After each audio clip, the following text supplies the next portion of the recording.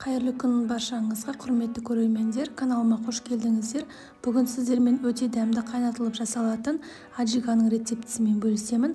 Әсіресе қыстың күндері қою тамақпен жақсы үйлеседі. Толық рецебін описание бөлімінде қалдырамын.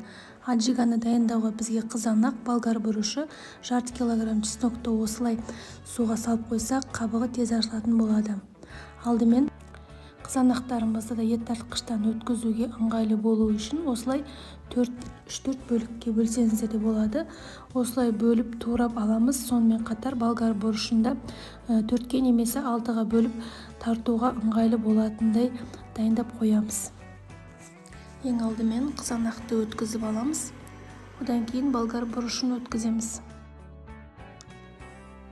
Болгар бұрышын өткізіп жатқан кезде қызыл ащы бұрышымызды да қосып бірге өткізіп жібереміз. Байқап қосыңыздар, себебі қатты ащы болып кетпесін.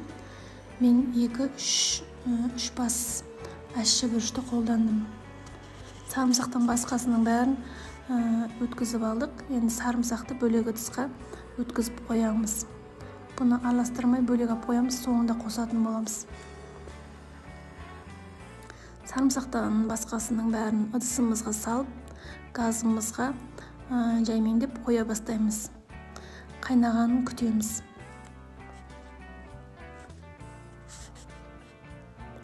Қайнағаннан кейін көбіктер пайда болады. Көбіктерін алудың қажеті жоқ. Осылай 1-2 рет араластырып жібереміз. Енді біз аджигаға 150 немесе 200 граммдай сұйық майымызды құямыз. Жақсылап араластырып жіберіп, орташа немесе орташадан баяу отта қақпағын ашық күйінде бір 30 минуттай қайнатамыз. Арасында осылай 3-4 мәрте келіп қозғап тұрыңыздар, астына жабысып қалмасын. Осы уақыт аралығында банкаларымызды жақсылап жуып, мантаваркаға немесе шайнекке булап аламыз. Мен мантаваркаға шамамен 7-8 минут көлемінде булап алдым.